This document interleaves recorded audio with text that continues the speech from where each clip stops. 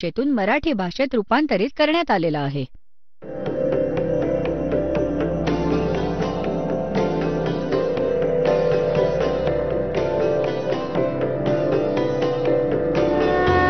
और ज्ञान सब ज्ञानडी कबीर ज्ञान सो ज्ञान और जैसे घोड़ा तोब कायम करता चले मैदान. जगद्गुरु तत्वदर्शी संत रामपालजी महाराजांचे अमृत वचन सर्व पवित्र धर्मांच्या व पवित्र शास्त्रांच्या आधारावर. सतगुरुदेव की जय. बंदी छोड़ कबीर परमेश्वर जी की जय. बंदी छोड़ गरीबदास जी महाराज जी की जय. स्वामी रामदेवानंद जी गुरु महाराज जी की जय हो.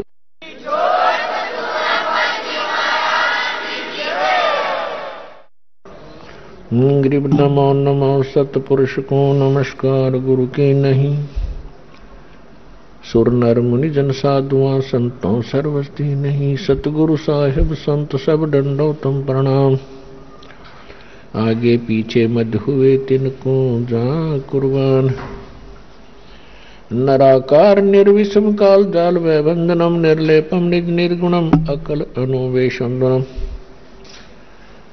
सोहम सुरति समाप्तम सकल समाना निर्तल. उज्ज्वल हिरंबर हरदम अम्बे परवा अथाह वार पार निमज्जतम. ग्रीव जो सुमर सिद्ध होई गणनायक गलता ना. करो अनुग्रह सोई पारस पद परवाना.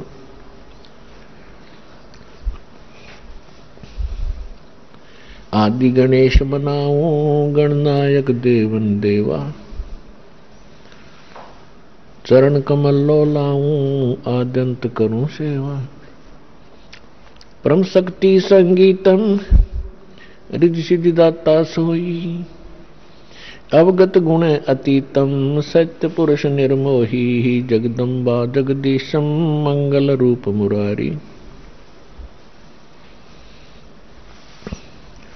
तन मन अर्पों शीशम भक्ति मुक्ति भंडारी. सुर नर मुनि जन दावे ब्रह्मा विष्णु महेशा. शेष सहस मुख गावे पूज्य आदि गणेशा. इंद्र कुबेर सरीखा वरुण धर्म राय धावे. समर्थ जीवन जी का मन इच्छा फल पावे. 33 कोटि अदारा जावे से 88. उतरे बहुत जल पारा कट है यम की फांसी. 33 कोटि अदारा जावे से 88. उतरे बहुत जल पारा कट है यम की फांसी. कर जोरूं विनती करूं धरूं चरण पर शीश.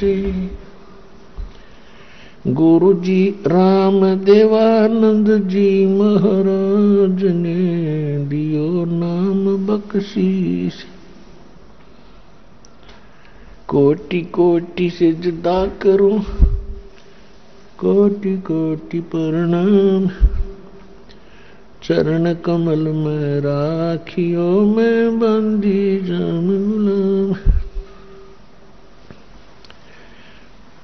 कुत्ता हूँ गुरुदेव का रामपाल दास का नाम. गले प्रेम की जेवड़ी जाके चोवा जाऊं. तो करो तो बावड़ो. दूर दूर करो तो जाऊं. जो राखो तो ही रहूं. जो देवो सो खाऊं. परमपिता परमात्मा पूर्ण ब्रह्म सर्व सृष्टीचे रचनहार कबीर देव कबीर साहेब कबीर परमेश्वरजी यांच्या असीम श्रद्धेनं आपण सगळे पुण्यात्मे सत्संग ऐकण्यासाठी उपस्थित आहोत।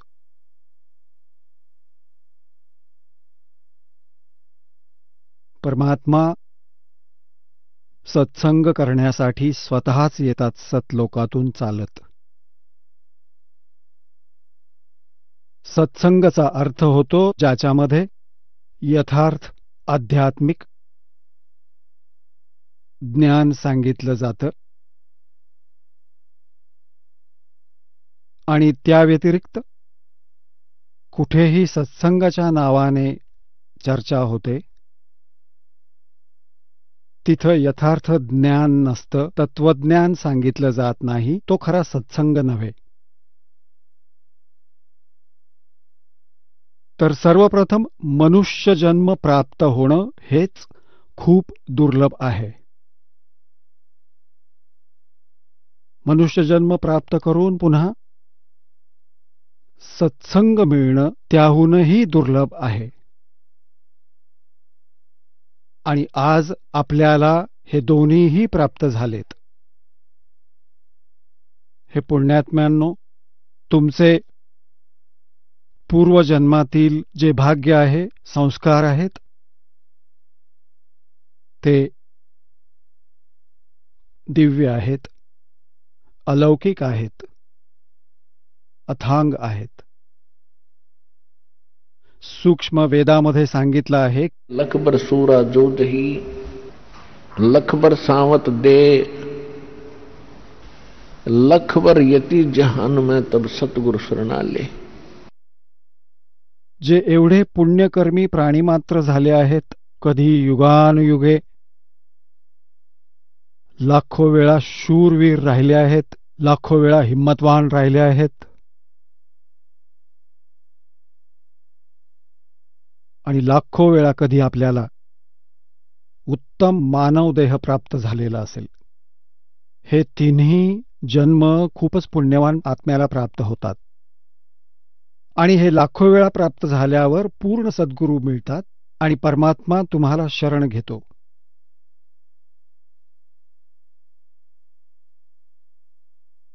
तर सत्संगाचं एक विशेष महत्त्व सूक्ष्म वेदामध्ये सांगितलं आहे. सूक्ष्मवेद काय आहे? सूक्ष्मवेद गॉड गिव्हन स्पिरिच्युअल नॉलेज आहे. परमात्म्यानं दिलेलं यथार्थ ज्ञान आहे, आध्यात्मिक ज्ञान आहे.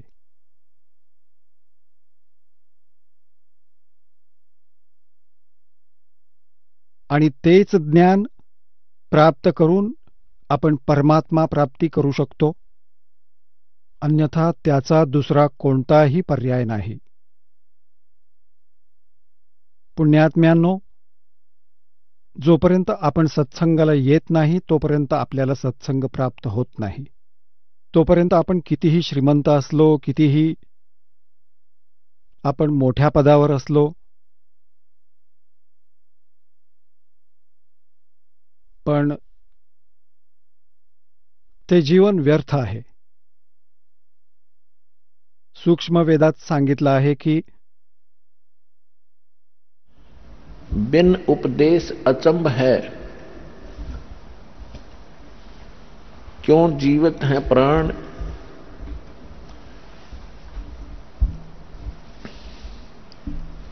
और भक्ति बिना काठोर है, ये नर नाही पाषाण. काय सांगतात की ज्या व्यक्ती परमात्म्याची साधना करत नाहीत,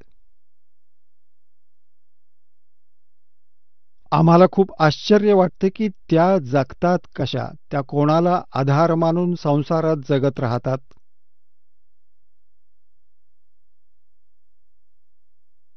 आपण जर आपल्या कुटुंबाला आपलं मानतो, ते आपले नसतात. जर आपण संपत्तीला आपलं मानतो तर संपत्ती आपली नाहीये, कारण मृत्यू झाल्यानंतर ती आपल्याबरोबर येत नाही. याविषयी सांगितलं आहे की काया तेरी है नहीं, ये माया कहां से हो. हे भोळ्या मनुष्या, जर ही बॉडी तुझी नाही, हे शरीर तुझं नाही,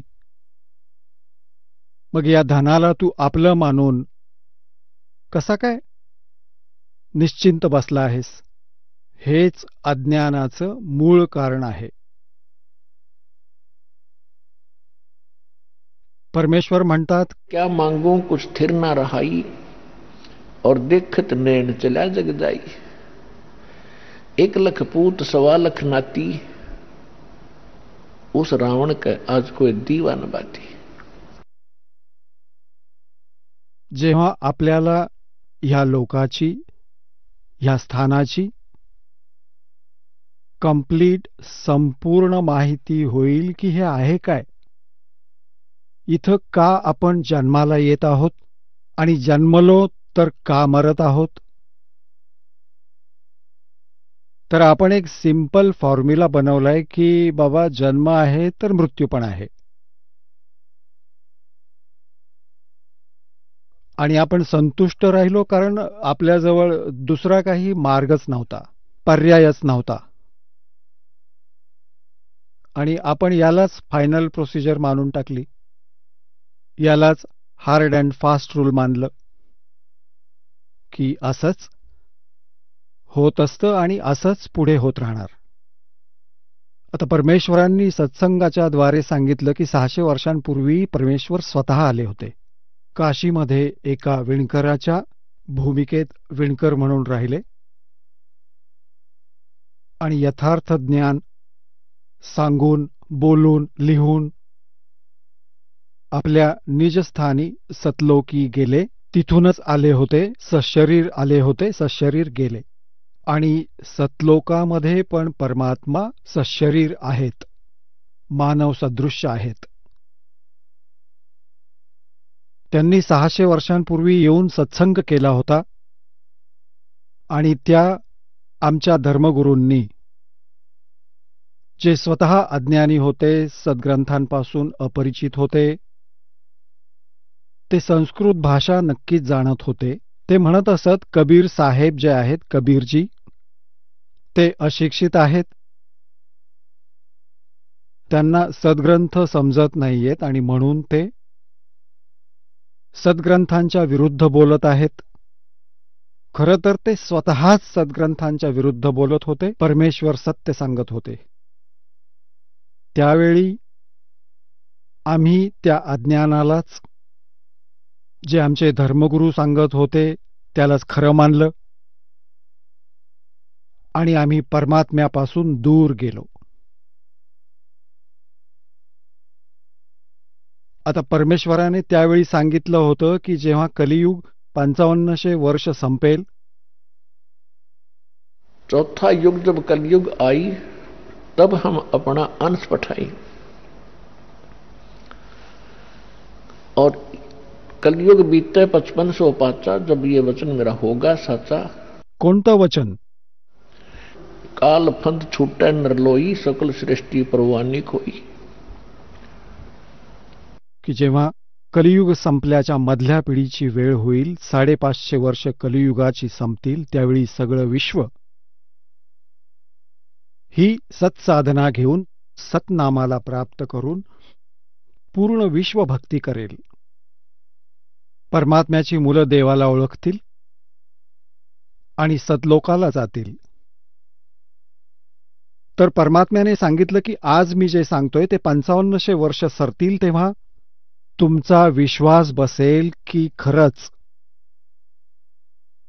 की सत्य काय आहे, धर्मगुरू काय सांगत होते आणि परमात्मा काय सांगत होते. जे परमेश्वर 600 वर्ष आधी सांगत होते तेच आज आपले सद्ग्रंथ सांगतात आणि तेच सेकंड केलं, त्याचं समर्थन केलं. तर पुण्यात्मा आणि परमात्मा हे सांगतात की या सत्संगामध्ये येऊन हे समजलं की इथं तुम्ही कोणत्या आशेला घेऊन जगत आहात. आपल्या परिवाराला, संपत्तीला. तर परमात्मा म्हणतात की हे तर आपल्याला इथं अडकवून ठेवण्यासाठी एक कालचं षडयंत्र आहे, एक जाळं आहे, एक जबरदस्त जुगाड आहे. आणि जोपर्यंत आपण हे समजत नाही तोपर्यंत आपण भक्ती करू शकत नाही आणि मोक्षही मिळवू शकत नाही. पण ह्या बोलण्याचा अर्थ असा घेऊ नका की कुटुंबाचं काहीच महत्व नाही किंवा गरज नाही. असा विचार करा की ही सगळी मुलं देवाची मुलं आहेत. आपणही देवाचीच मुलं आहोत. आपल्या सहवासातील लोक सतत काही ना काही भूमिकेमध्ये असतात. कोणी अभिनय करत असतात, कोणी मुलाची, कोणी मुलीची, कोणी नवरा बायकोची, कोणी सासू सासऱ्याची, आई वडिलांची, काका पुतण्याची. तर ही तर सगळी आपली इथं बनलेली नातीगोती आणि संस्कार आहेत. असा विचार करा की ही सगळी तर त्या परमेश्वराची मुलं आहेत. तर अशा प्रकारे ह्या परमेश्वराच्या मुलांबरोबर आपण कसा व्यवहार केला पाहिजे. एका मालकाचा कोणी मुलगा आहे तर नोकर त्याच्याबरोबर कसा व्यवहार करतो. आपला नाहीये, पण आपल्यापेक्षा जास्त टेक केअर करावं लागतं, त्याची देखभाल करावी लागते. तर हा तर समजदाराला इशारा काफी आहे ह्या संसारात आपल्या परिवाराबरोबर राहण्यासाठी. आता याची सत्यता सांगतायत की परमात्मा म्हणतात की जर आपल्याला काही मुलबाळ नसेल, आपण मुलं मागत मागतच मरून जातो. आणि मुलं होत नाहीत कारण ते आपल्या नशिबात नाहीत, आपल्या संस्कारात नाहीत. तर आपल्याला असं वाटत राहतं की ज्या लोकांना मुलं बाळं आहेत ते खूप सुखी आहेत. आणि आपल्यालाही मुलं झाली असती तर आपला वंश पुढे गेला असता, कुळाचा उद्धार झाला असता. पुण्यात्म्यांनो, ही आहे आपल्या धर्मगुरूंनी दिलेली शिकवण, त्यांनी दिलेले विचार, जे सूक्ष्म वेद आणि आध्यात्मिक ज्ञानाच्या विरुद्ध आहे. आध्यात्मिक ज्ञान असं म्हणतं, तत्वज्ञानात परमेश्वर म्हणतात कि जो राखो तो ही रहूं और मेरा के चारा. जसं ठेवाल मालक तसं राहू. आमचा यावरती काहीच अधिकार नाहीये. हमारा के चारा और खाने जाद खरीद हूं गुलाम तुम्हारा. मी तर पूर्ण तुमचा झालोय. जसं पूर्वी गुलामांना विकत घ्यायचे. शेठ, सावकार, राजे, ठाकूर लोक जसे पशु खरेदी करायचे, त्यांची किंमत करायचे, मग तो परमनंट त्यांचा व्हायचा. आणि विकायचा असेल तर वेगळी गोष्ट आहे. तर इथं परमात्मा म्हणतात की अशी भावना बनवा परमात्म्याविषयी की हे दाता, मी आपला दास आहे, गुलाम आहे. तुम्ही मला जसं ठेवाल तसाच मी राहीन. मी तर सर्वस्वी तुमचा झालो. जोपर्यंत तुम्ही सद्गुरूंच्या चरणाशी येत नाही तोपर्यंत तुम्हाला मूल होत नाही. आता होत नाही तर नाही होत. मग तुम्ही काय करता की कुणाचं तरी मूल घेता, अडॉप्ट करता, दत्तक घेता. मग काय होतं तर पुढे जाऊन जेव्हा तो मुलगा तारुण्यावस्थेत जातो, तो आपल्या हिशोबाने, संस्काराने व विचाराने कार्य करतो. तर शेवटी असं वाटतं की हे देवा, जर हा माझा मुलगा असता तर तो आम्हा म्हातारा म्हातारीशी असाच वागला असता, असं ते म्हणतात. तर काय तो असा वागला असता. त्यामुळे त्याच्याबरोबर ही ओढाताण होते. तर परमात्मा म्हणतात की ही चूक आहे तुमची, कारण तुम्ही लोकवेद आणि परंपरांचा निर्वाह केला आहे. आता जेव्हा तुम्ही परमात्म्याला शरण याल तेव्हा त्याला जे पाहिजे ते तो करेल. जर तुम्हाला मूल देणं त्याला अनिवार्य वाटत असेल,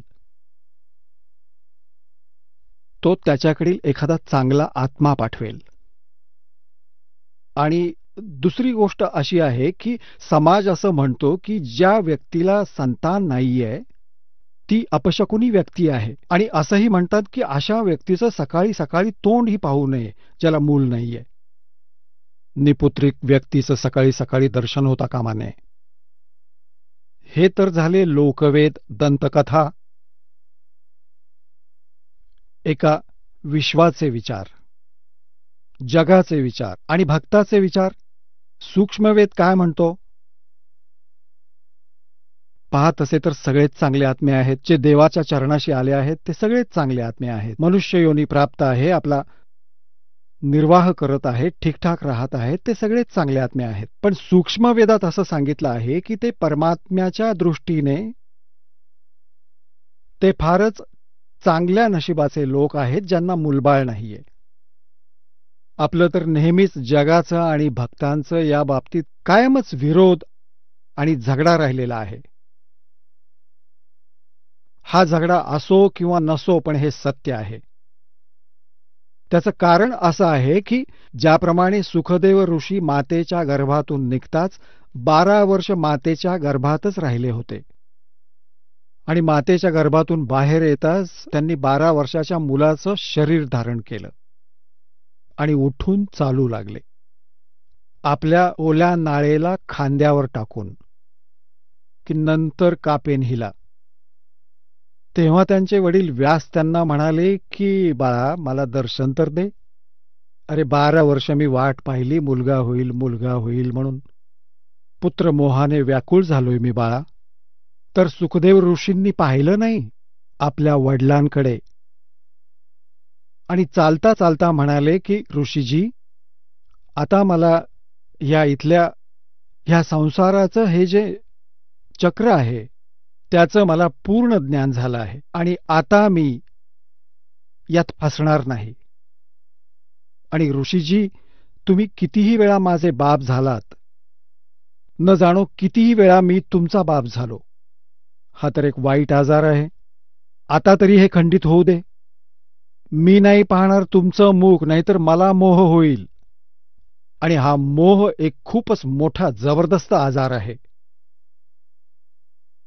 तर सूक्ष्म वेदात सांगितलं आहे की सुखदेव ऋषी काय म्हणाले, एक लेवा एक देवा दूतम और कोई किसी का पिता निपुतम.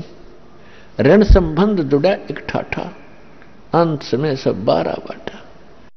आज तुम्ही किती प्रेमानं राहताय, तुमची मुलं मुली तुम्हाला एकदम छान वाटतात आणि आहेतही छान. सगळ्यांना छान वाटतंय कारण सगळे एकत्र थाटात राहतायत. 1 मिनिटात मृत्यू होऊ द्या, मुलगा मेला, मुलगी मेली किंवा तुम्ही स्वतः मेला, तर पूर्ण परिवाराचा नाश होतो. ते प्रेम पण आहे, आवडतं पण हे सर्व का बनलंय? What is the use? मग कुठे गेलं ते सगळं तुमचं जुगाड, तुमचं सारं जीवन घालवलं तुम्ही त्यापायी. आणि भक्ती पण करता, पण ती सत करत नाही, शास्त्राला अनुसरून करत नाही, नकली गुरूंजवळ करता, मग ते सगळं व्यर्थ आहे. एकदा एक सगळंच्या सगळं कुटुंब, ज्यामध्ये 15-16 सदस्य होते, एका गाडीत 12-13 सदस्य होते. एक वृद्ध घरी राहिला होता आणि बाकी सगळे सत्संगासाठी गेले होते, एका संताच्या सत्संगासाठी. आणि 20-25 वर्ष ते सत्संग करत होते. सत्संग ऐकून परत येत होते की सत्संग ऐकायला जात होते इतकं आठवत नाहीये. दुर्घटनेत 12च्या 12 मेले. एक लहान मुलगा होता, तो देखील मेला. एक म्हातारा राहिला 70 वर्षाचा. आता याला काय म्हणायचं? ना जाने काल की कर डारे, किस विध ढळ जा पासावे. अर्जुनाते सरते बहुत खुडकती, उन्हानो केडा हासावे. तर यामुळे संसाराच्या ह्या घाणेरड्या विश्वात तुम्ही जी आशा घेऊन जगताय ती तुमची मोठी चूक आहे. आणि ही चूक सुधारेल देवाच्या ह्या प्रवचनातील सत्यज्ञानामुळे. तरी पण ही गोष्ट जी देवाला ठाऊक आहे की हे 3 गुण, ह्या 3 गुणांच्या त्रिगुणमयी मायेचा जो प्रभाव आहे, हे ब्रह्मा विष्णू महेश हे सुद्धा स्वतः वाचलेले नाहीत, तर जीव वाचू शकत नाही. आता परमात्म्याचाच आधार पाहिजे ह्या जीवांना. तर कुठल्या परमात्म्याचा? जर तुम्ही विष्णूचा आधार घेतला तो काळाच्या अंतर्गत आणि काळाने तुम्हाला अडकवून ठेवलंय, तर तुम्ही ह्या जाळ्यातून बाहेर येऊ शकत नाही. जर शंकराची पूजा करत असाल तरी पण येऊ शकत नाही. ब्रह्मची पूजा करत असताना तर तो स्वतःच तुम्हाला अडकवत आहे, तो तुम्हाला अशा मार्गावर येऊच देणार नाही जिथून तुमची सुटका होईल. कारण तुम्हाला इथे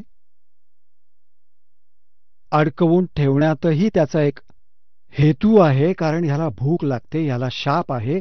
काळदेवतेला, ब्रह्मला, जो गीता अध्याय 11च्या श्लोक क्रमांक 32 मध्ये म्हणतो की अर्जुन, मी काळ आहे आणि सर्वांचं भक्षण करण्यासाठी आता आलो आहे. श्रीकृष्णामध्ये प्रवेश करतो तो असंच करतो.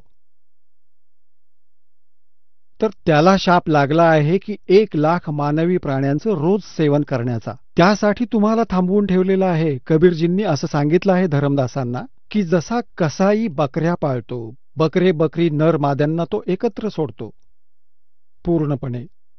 त्यांच्यासाठी चाऱ्याची सोय करतो, जलाशयाची सोय करतो, वर शेड बांधतो, थंडी, ऊन व गारव्यापासून संरक्षण करायला. तेव्हा बकरे विचार करतात की आमचा मालक किती दयाळू आहे, आमची किती केअर करतो आहे, किती देखभाल करतो आहे. पण त्या जीवांची बुद्धी एवढी काम करत नाही की आता त्यांना तो दयाळू दिसतो आहे. पण हेच जेव्हा संध्याकाळ होते तेव्हा कोणाचा मुलगा, कोणाची मुलगी, आई मरो नाहीतर बाप, तो घेऊन जातो, कान पकडून पकडून घेऊन जातो.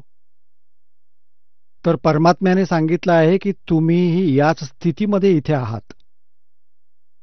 यातून वाचण्यासाठी तर आपल्याला कबीर परमेश्वरजी म्हणतात की तुम्हाला माझ्या शरणी यावं लागेल, मग मी तुम्हाला काळाच्या तावडीतून मुक्त करून माझ्या कुशीत घेईन. मग हा तुमच्याकडून काही नाही मागणार. तर यासाठी तुम्हाला परमात्म्याच्या चरणांशी शरण यावं लागेल. आणि शरण आल्यानंतर जेव्हा तुम्ही तुमच्या मर्यादेत राहाल तेव्हा तुमची मुलं पण नीट राहतील. देवाला माहिती आहे की हे नाही राहणार कितीही ज्ञान झालं तरी. आणि तुम्ही काहीही करा, हा दबाव तुमच्यावर राहीलच. तरीही परमात्म्यानं यावर एक उपाय सांगितला आहे, एक ऑल्टरनेट सांगितलं आहे की मला शरण या. जब लग हंसा हमरी आना, काल लगे ना तेरा बाणा. आता तिथं सत्संग ऐकायला ते येत होते किंवा जात होते, तर तिथं काळाचीच सारी व्यवस्था होती. तिथं तर ती भक्ती नव्हतीच. तसंच जेव्हा इतर स्थानांवरही लोक जातात, वैष्णोदेवीला जातात, कुणी अमरनाथला जातात, तिथेही मरतात लाखो हजारो लोक. केदारनाथमध्ये मेले होते 20-30 हजार लोकांच्या संख्येनं. तर ही तर सारी काळाचीच व्यवस्था आहे. तिथे तर तो करणारच करणार. तो तर सगळ्यांना खाणारच तिथं. त्याची खूप मजल आहे. त्याच्या अंतर्गत आहे सगळं स्थान. जेव्हा तुम्ही परमेश्वर कबीरजींना शरण याल तेव्हा त्याचं काही नाही चालणार. जब लग हंसा हमरी आना, काल लगे ना तेरा बाना. जेव्हा त्याला जीव हा प्रेमळ आत्मा वाटेल तर तो आमच्या मर्यादेत राहील आणि काळ हल्ला करणार नाही. काळाचा हल्ला सुद्धा आपल्यावर तेव्हा होईल जेव्हा आपण मर्यादेचा भंग करू, परमात्म्याच्या कक्षेतून आपण बाहेर जाऊ. तर परमात्मा कबीरजींची मर्यादा भंग होताच आपण त्यातून बाहेर होऊ. आणि त्याच्या बाहेर तर सगळा काळच काळ आहे. जसं समुद्रातील जहाजात तुम्ही बसला आहात आणि कुणी नशा करून समुद्रात उडी मारली तर जहाज तुमच्या बचावाचं साधन होतं, तेच सोडलं तर तुम्ही बुडणारच, मरणारच. तर ह्या स्थानाला सोडून बाकी सगळीकडे काळ व्यवस्था आहे. ह्याला सोडून कुठेही जाल तिथं तुम्हाला कोणतंच संरक्षण नाही, दुःखाशिवाय काहीच मिळणार नाही. आता प्रसंग असा आहे की ज्यांना संतान नाहीये त्यांना चांगला आत्मा म्हणजे भाग्यशाली मानलं आहे. आणि जगाच्या विचारानुसार त्यांना अपशकुनी म्हटलं जातं. त्यामुळे जगाच्या आणि भक्ताच्या विचारांमध्ये कायमच हे अंतर राहिलेलं आहे, ज्या कारणाने एकमेकांमध्ये ही भांडणं राहिली आहेत. हा बुद्धिमान समाज आहे, चांगलं समजतात, एज्युकेटेड केलं जातं तुम्हाला, वृद्धांपासून मुलांपर्यंत. बहिणी, मुली, माता सगळ्या शिक्षित झाल्या आहेत. आता आपण अशी उपकरणं बनवली आहेत, इंटरनेट लावलंय, कॉम्प्युटर बनवलाय. तर आता रामनामाचं पण बनवू आपण इंटरनेट, ह्यातही आपलं डोकं चालवू आपण. तर इथं परमात्म्यानं असं म्हटलं आहे की एक लेवा एक देवा दूतम और कोई किसी का पिता नहीं पूतम. ये तो ऋण संबंध जुड़ा एक ठाठा. जसे दास अनेकदा एक कथा सांगतात. एका व्यक्तीला एक मूल प्राप्त झाल्यावर त्याची पत्नी मेली. दुसरा विवाह केला तर दुसऱ्या विवाहापासून त्याला पुत्रप्राप्ती झाली. त्यांच्या आपापसात 10-12 वर्षांचं अंतर होतं, 8-9 वर्षाचं अंतर होतं. तर दुसरा मुलगा झाला तर तो स्वतःच मेला आणि त्या छोट्या मुलाची आई देखील गेली. मोठ्या मुलाचं लग्न झालं, त्याची बायको आली. आता त्यांच्या आया 2 होत्या पण पिता एकच होता. तर जी पहिल्या आईपासून झालेलं मूल होतं त्याचं लग्न झालं, त्याला मूलबाळ अजून झालं नव्हतं. आता दुसऱ्या मातेपासून झालेला छोटा मुलगा आजारी पडला. आजारी पडल्यामुळे त्याचे उपचार केले. आता जर उपचार करायचे तर पैसे लागतातच. तर दोघा नवरा बायकोनं विचार केला की याचा इलाज करूयात आणि यावर खूप पैसे खर्च होतील. तर का नाही ह्याला विष देऊन मारून टाकूया. त्यांनी एका डॉक्टरशी बोलणं केलं, वैद्याशी. तर हा आहेच रोगी पण आहे, लोक समजतील की रोगी होता मरून गेला. तर वैद्याने सांगितलं की मी 500 रुपये घेईन. चांगली संपत्ती होती, चांगल्या संपत्तीचा तो वारस होता. 50% त्यांनी 500 रुपये देऊन आपला काटा काढून टाकला, मारून टाकलं त्याला. रिलेटिव्हजनी विचार केला, नातेवाईकांनी विचार केला, आजारी होता मरून गेला, काही हरकत नाही. गोष्टी पुढे गेल्या. तिकडे काय झालं की त्याची पत्नी गर्भवती झाली आणि त्यांना एक पुत्रप्राप्ती झाली. त्यांच्या आनंदाला पारावार उरला नाही. त्या मुलाचे लाड केले, पालनपोषण केलं. थोड्याच दिवसात तो मुलगा मोठा झाला, तब्येत छान होती. तेव्हा 12-13व्या वर्षीच लग्न करून टाकायचे. त्या मुलाचं लग्न झालं, विवाह झाला. लग्नानंतर काही थोड्याच दिवसात तो मुलगा आजारी पडला. तर त्याच्या उपचारासाठी त्याने अगदी देश विदेशापर्यंत सगळे जादूटोण्यावाले, कुणी 1000 रुपये मागितले, कुणी 20,000 रुपये मागितले, देऊन टाकले. वैद्यांनी पण जेवढे पैसे मागितले पैसे देऊन टाकले, पण परिणाम शून्य राहिला.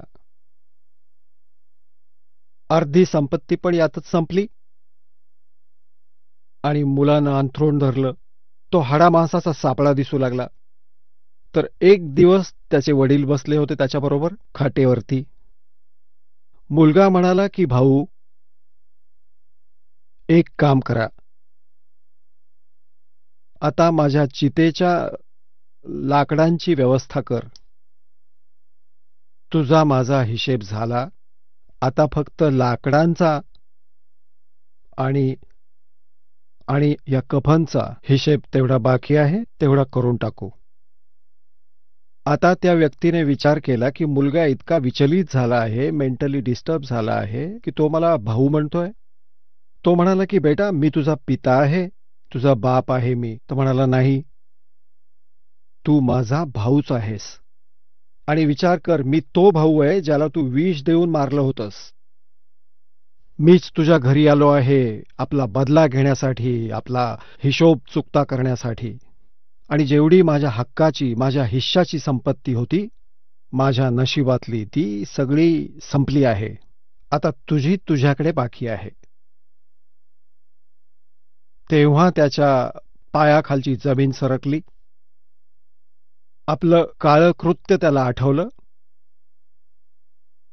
तेव्हा त्याने विचारलं की बाबा, एक गोष्ट सांग, मी तर जसा गुन्हा केला होता, माझ्या समोर आला, मला एकच मुलगा झाला आणि मला पुढे आशा नव्हती, माझा तर कुलनाश झालाच आहे.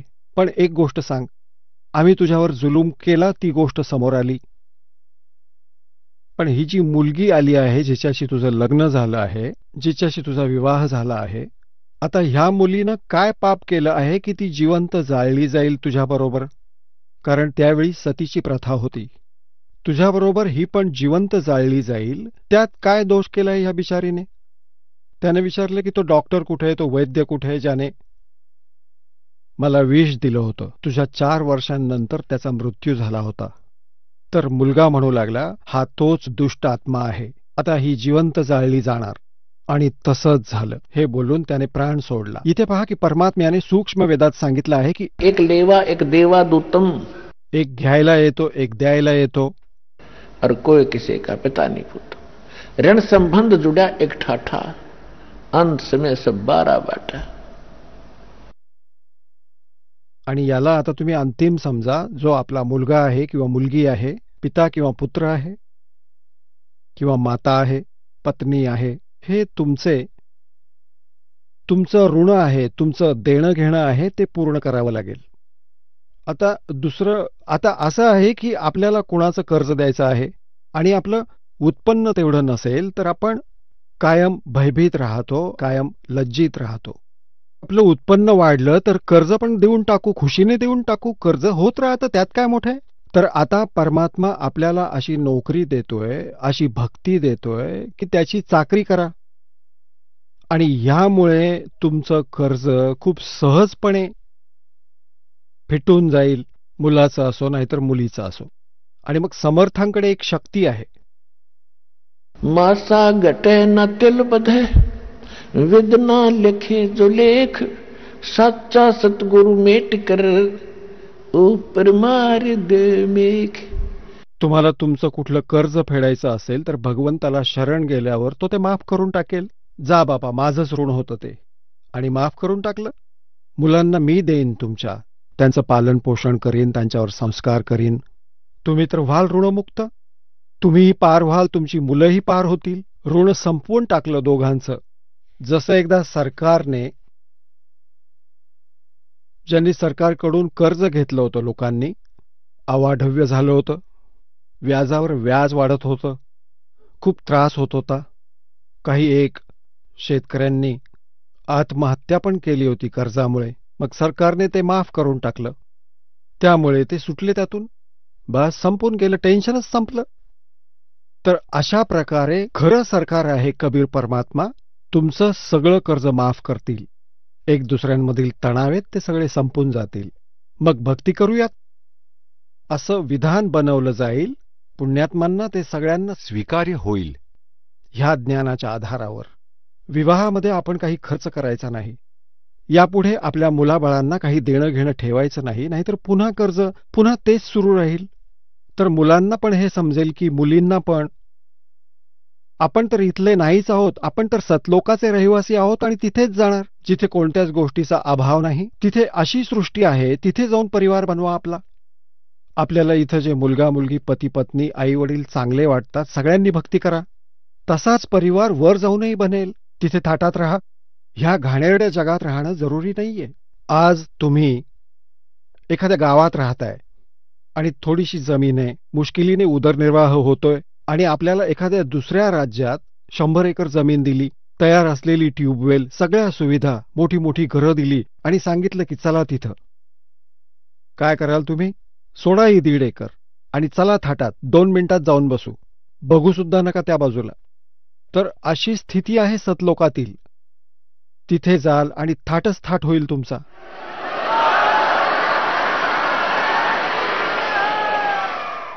तर इथे परमात्मा म्हणतायत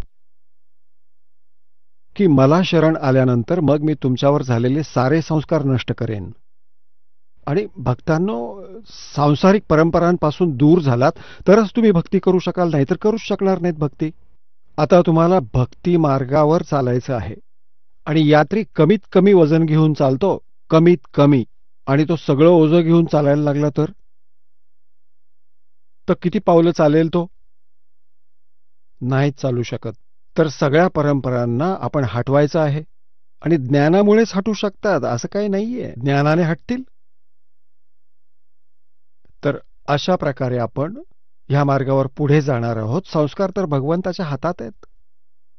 क्षणात माहित नाही कशाचं काय करतील परमात्मा. पुण्यात्म्यांनो, सर्व ह्या वेळच्या विषयात जो वर्तमान काळ चालला आहे, आणि गोष्ट चालली आहे संस्कारांची, की परमात्मा आपल्या भक्तांचे संस्कार नष्ट करेल आणि आपल्या कोट्यातून मग त्याची पूर्तता करेल. त्यामुळे आपण त्याची भक्ती पण करू शकतो, परमात्म्याची सेवा पण करू शकतो, आणि आपण मोक्ष सुद्धा मिळवू शकतो. आता जसं आपल्याला खूप वेळा ह्या वेळेच्या विषयी आणि दासाविषयी बरीच भविष्यवाणी देखील आपल्याला ऐकवल्या गेल्या आहेत की असा अनमोल समय आहे पुण्यात्म्यांनो. भगवंताने तर ते ठरवूनच ठेवलेलं आहे की 600 वर्षांपूर्वी. तसं तर परमात्म्याने पहिल्यांदा सतयुगात सांगितलं होतं ह्या काळाला कि चौथा युग जब कलयुग आई तब हम अपना अंश पठाई. आम्ही आमचा दास पाठवू. और फिर काल फंद छूटे नरलोई. काळाचं हे सगळं झंझट दूर करेल सगळ्या नरनारींचं. और सकल सृष्टि परवानिक होई. कलयुग बीतते 5500 पाचा जब ये वचन मेरा होगा साचा. म्हणतात की माझा अंश पाठवेन, हे वचन की मी माझा अंश पाठवेन आणि सारी सृष्टी नाव घेईल त्या माझ्या दासाकडून आणि सगळ्यांचं कल्याण होईल, सगळ्यांना मोक्ष मिळेल.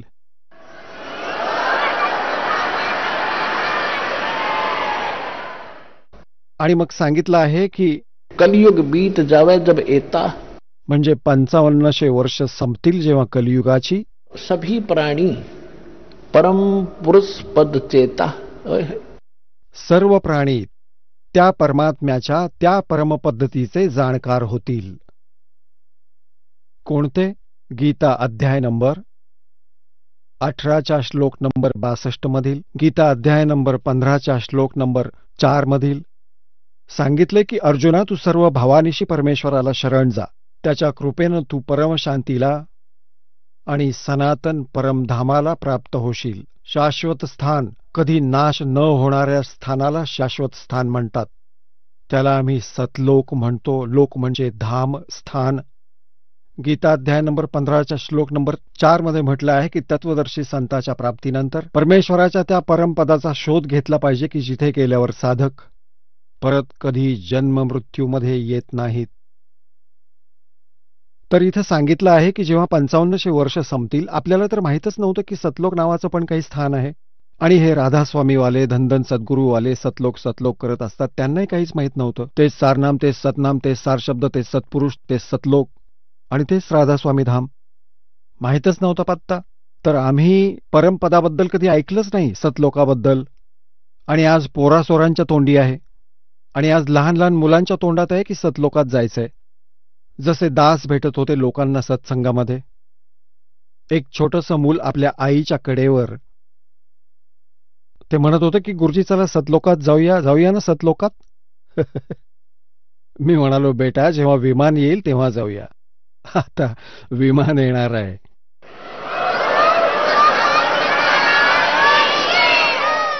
तेव्हा इथं सांगितलं आहे की सर्व प्राणी त्या परमेश्वराच्या परमपदाला परिचित होतील.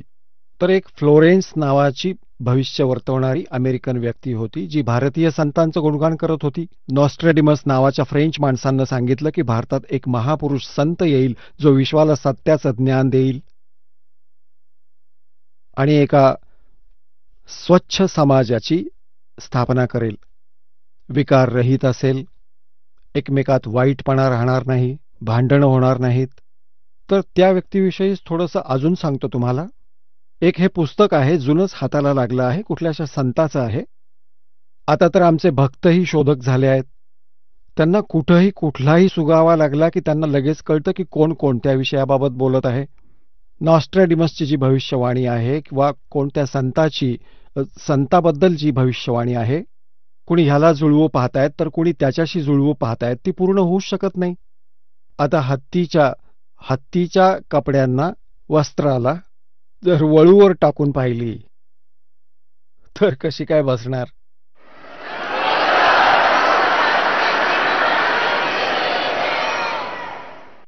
ते तर हत्तीलाच नीट बसतील. ते त्याचे आहेत. हे पहा, हे एक पुस्तक आहे, जीर्ण फाटलेलं जुनं पुस्तक आहे. हे पहा, युगनिर्माण की सुनिश्चित संभावना असं नाव आहे, याचं टायटल आहे. लेखक आहेत बलराम सिंग परिहार. प्रकाशक आहेत युगनिर्माण योजना, गायत्री तपोभूमी, मथुरा. बस एवढाच उल्लेख आहे याचा, यापुढे काही नाहीये. फाटलेले जरा. हे पहा, पान नंबर 19 वर, हे पृष्ठ नंबर 19 आहे. याच्या पृष्ठ नंबर 19 वर म्हणजे 19 वर काय लिहिलंय? की स्वाधीनता म्हणजे स्वातंत्र्याच्या 4 वर्षांनंतर एक शक्तिशाली धार्मिक संस्था प्रकाशामध्ये येईल आणि सर्व विश्वाचा उद्धार करेल. या उद्धारक संस्थेचे स्वामी संचालक असतील. आता इथं हे काय आहे की कुठली एक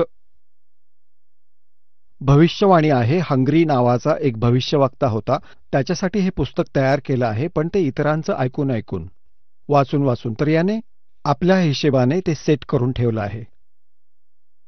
याचा अर्थ असा घेतलाय की 1947 मध्ये भारत स्वतंत्र झाला. त्याच्या 4 वर्षांनी दासाचा जन्म झाला 1951 मध्ये. याचा अर्थ असा होतो की स्वातंत्र्यानंतर 4 वर्षांनी 1951 मध्ये एका संताचा जन्म होईल, जो अशी धार्मिक संस्था बनवेल की जी पूर्ण विश्वाचं कल्याण करील.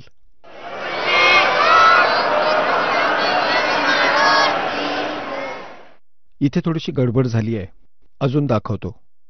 हे पहा, हे 23 पानावर आहे. 23 पानावर, या 23व्या पानावर इथं लिहिलंय, या संस्थेचा स्वामी संचालक हा गृहस्थ व्यक्ती असेल.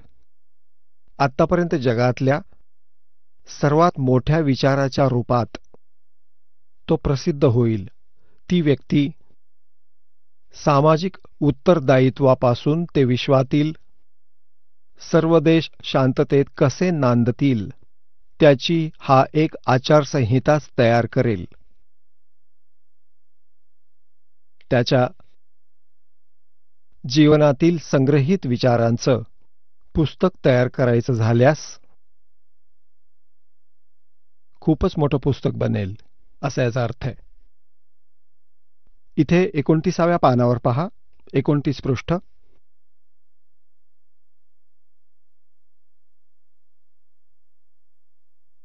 आशियातल्या कुठल्याशा देशात, अधिक करून भारतात, एक नम्र ग्रामीण परिवारात एका महान आत्म्याने जन्म घेतला आहे, जो एक महान आध्यात्मिक क्रांतीचं सूत्रपाठ, संचालन आणि नियंत्रण करेल. त्याच्यामागे क्रियाशील आत्म्याची शक्ती असेल, जी वर्तमानातील विकृत परिस्थितीला बदलून टाकेल. –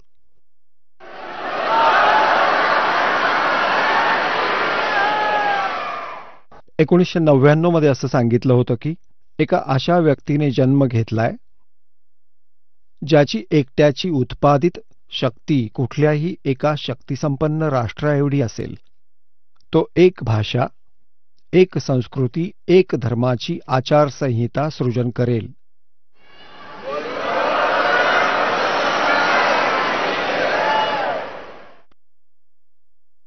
हे पहा 43 पानावर.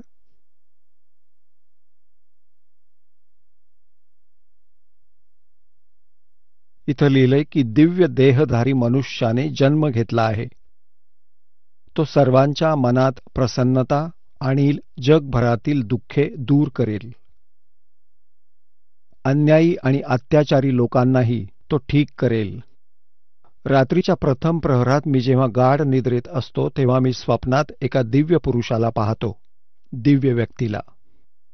कुठल्याशा जलाशयाच्या किनारी बसलेल्या या योग्याच्या मस्तकावर दोन्ही भुवया जिथे मिळतात तिथे अर्ध चंद्राचं दर्शन होतं. त्याचे केस पांढरे आहेत. शुभ्र वेशभूषा आहे, म्हणजे साधारण सुंदर. वर्ण गोरा आहे, गोरा रंग आहे. आणि पायात चामडे विरहित पाहन म्हणजे पादुका आहेत. बिन चामड्याच्या पादुका ग्रहण केल्या आहेत. आता आपण पूर्ण अनुयायांना सांगितले की चामड्याची पादत्राणं वापरायची नाहीत. मी तर स्वतः वापरत नाही.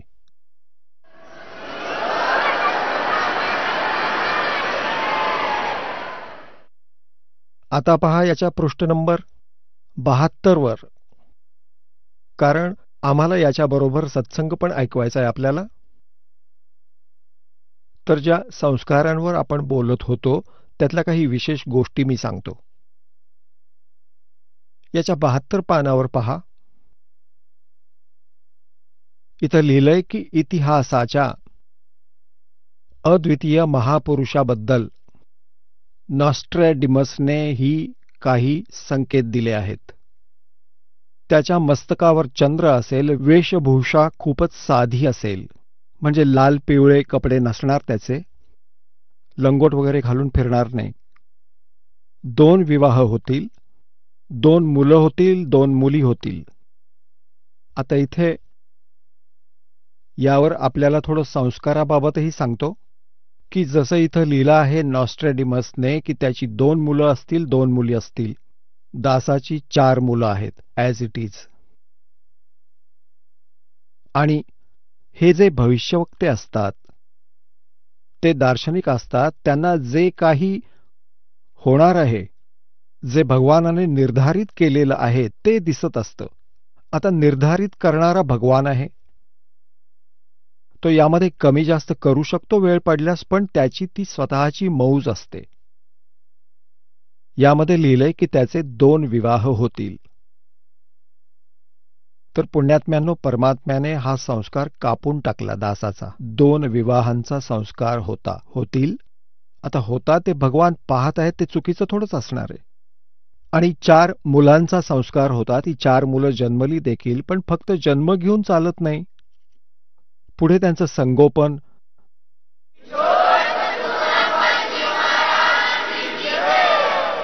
चला आता आपण त्या श्रद्धाळूंचे अनुभव जाणून घेऊयात ज्यांनी जगद्गुरू तत्वदर्शी संत रामपालजी महाराजांकडून दीक्षा प्राप्त केलेली आहे, तसेच त्यांच्याद्वारा सांगितलेल्या भक्ती मार्गावर चालत आहेत. नमस्कार. सतसाहेब. आपलं नाव? प्रणिता. आपण कुठून आलात? नाशिक, महाराष्ट्र. संत रामपालजी महाराजांची दीक्षा आपण कधी घेतली? मी 12 डिसेंबर 2003 मध्ये. संत रामपालजी महाराजांची दीक्षा घेण्या अगोदर आपण व आपला परिवार कुठली साधना करत होतात? हेच पारंपरिक जे महाराष्ट्रात संत होऊन गेले, संत ज्ञानेश्वर, संत तुकाराम यांचे आम्ही अभंग, ओवी गायचो, ज्ञानेश्वरी वाचायचो, बसदान करायचो. तसेच ब्रह्मा, विष्णू, महेश, दुर्गादेवी बसवणे, गणपती बसवणे ही साधना आम्ही करत होतो. संत रामपालजी महाराजांची साधना आणि त्यांच्या शरणात तुम्ही का आणि कसे आलात? माझे वडील यांनी पिंपळगाव येथे गुरु केले होते. तसं आम्ही सगळ्यांनी त्यांच्याकडून नामोपदेश घेतलेला होता. तर त्यांनी संत रामपालजी महाराज यांचे गाणं ऐकले व त्यांनी नामोपदेश घेतला होता संत रामपालजी महाराजांच्याकडून. तर आमच्याबरोबर 800-900 जे लोक होते त्यांनी जे माझ्या वडिलांनी गुरु केले होते त्यांच्याकडून नामोपदेश घेतलेला होता. तर त्यांनी आम्हाला सांगितले की मला आजपासून गुरु नाही म्हणायचं, मी गुरुपद हे सोडतो आहे. कारण तुम्हाला जर सत्यमार्ग पाहिजे असेल तर संत रामपालजी महाराज यांची कॅसेट ऐका, त्यांच्याकडून नामोपदेश घ्या. तर आम्ही असं आश्चर्यचकित झालो की असं का झालं, असं का म्हणतायत. आम्हाला थोडंसं वाईट वाटलं. तर त्यांनी आम्हाला परिभाषा प्रभू की कॅसेट दिली आणि ती आम्ही रात्रंदिवस ऐकलेत. तर आम्हाला थोडं ज्ञान समजलं की नाही, आपण जी साधना करत होतो ती चुकीची होती. तेव्हा संत रामपालजी महाराज हे गावोगावी सत्संग करत होते. त्यावेळी संत रामपालजी महाराज हे नाशिकमध्ये डोंगरी वसतिगृह इथे आलेले होते. त्यावेळी आम्ही 2003 मध्ये त्यांच्याकडून नामोपदेश घेतला. जसं की सांगताय तुम्ही की संत रामपालजी महाराजांनी जे ज्ञान सांगितलं आहे तेच धर्मानुसार, शास्त्रानुसार खरं आहे आणि त्याच्या अगोदर जी तुम्ही साधना करत होता ती खोटी आहे, हे तुम्ही जनतेला कसं पटवून द्याल?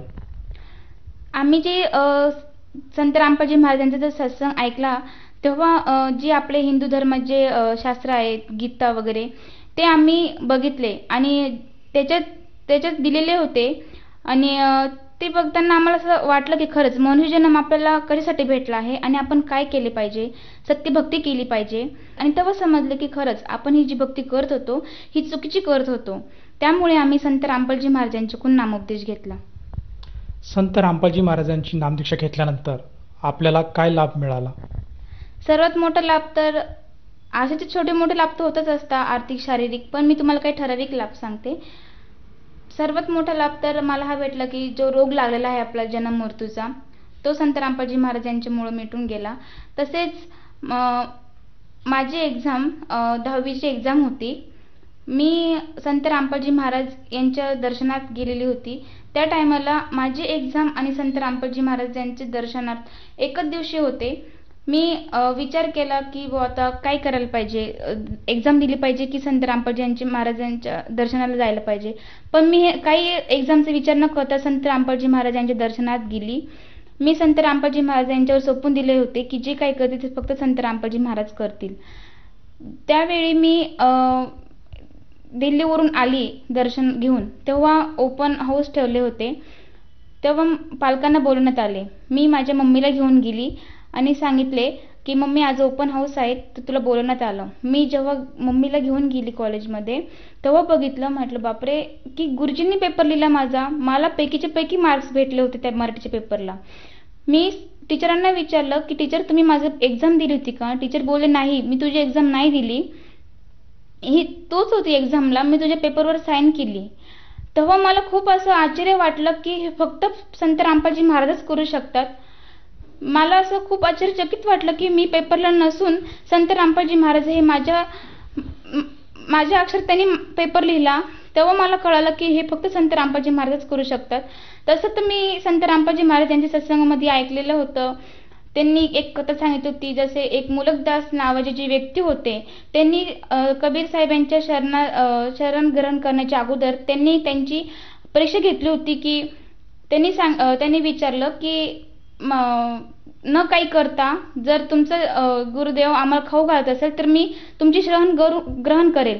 तेव्हा ते बोलले की ठीक आहे, फक्त विश्वास पाहिजे देवावर. तेव्हा ते एक जंगलात गेले आणि एक झाडावर जाऊन बसले. तेव्हा कबीर साहेब यांनी त्यांना मारून त्यांना खीर खाऊ घातली.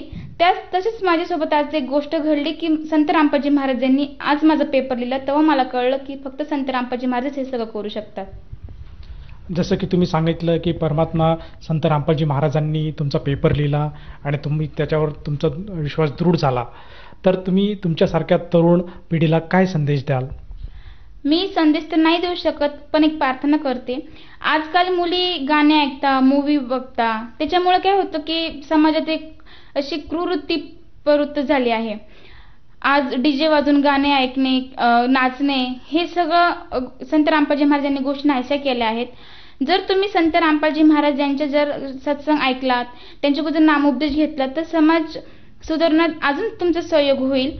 तसेच आता मनुष्यजन्म आपल्याला घडी घडी मिळत नाही. तुम्ही आपल्या आजूबाजूला बघतात कुत्रे मांजरे, हे 84 लाख योनीमधून फक्त मानव जन्म हा आपल्याला वेगळा भेटला आहे. तो आपण फक्त सत्यभक्तीसाठीच त्याचा यूज केला पाहिजे. जसं तुकडोजी म्हणतात, भक्ती विना उद्धार नाही कोणाचा, भक्तीसाठी निर्धार पाहिजे मनाचा. पण ती भक्ती कोणती? ती फक्त सत्यभक्ती पाहिजे आणि ती सत्यभक्ती फक्त संत रामपालजी महाराज यांच्याकडे आहेत. तुम्ही त्यांच्याकडून नाम उपदेश घ्या, तुमचं कल्याण करावा. कारण की हे आपल्याला मनुष्यजन्म घडी घडी नाही मिळणार. तुम्ही संत रामपालजी महाराजांच्याकडून ज्ञान ऐकून तुम्हाला समजेल की आपण आतापर्यंत काय करत होतो आणि आता आपल्याला काय करायचं आहे. त्याच्यामुळे तुम्ही संत रामपालजी महाराजांची शरणात या आणि आपलं कल्याण करावा. संत रामपालजी महाराजांची नामदीक्षा जर कोणाला घ्यायची असेल तर ती व्यक्ती नामदीक्षा कशी घेऊ शकेल? स्क्रीनवर नंबर येतात, त्या नंबरवर तुम्ही कॉन्टॅक्ट करायचा. महाराष्ट्रात अनेक जिल्ह्यांमध्ये नामोपदेश केंद्र ओपन झालेले आहेत. तुम्ही त्या नंबरवर कॉन्टॅक्ट करून तुम्ही त्यांच्याशी संपर्क साधून तुम्ही नामोपदेश घेऊ शकतात. धन्यवाद. सत्साहेब.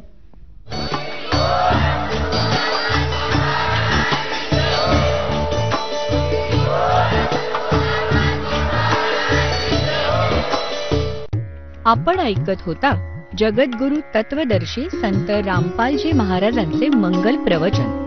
निःशुल्क नामदीक्षा प्राप्त करण्यासाठी आणि अधिक माहितीसाठी संपर्क करा 7030303951 7030303952. आमची वेबसाईट आहे www.jagadgururampalji.org. सर्व पवित्र धर्मांच्या व पवित्र शास्त्रांवर आधारित प्रमाणित अनमोल पुस्तक ज्ञानगंगा किंवा जगण्याचा मार्ग यापैकी कोणतेही एक पुस्तक निःशुल्क मागवण्यासाठी आम्हाला आपले पूर्ण नाव, पूर्ण पत्ता, पिनकोड सहित आणि फोन नंबर लिहून 7030303951 7030303952 नंबरवर SMS करू शकता किंवा आम्हाला 70303030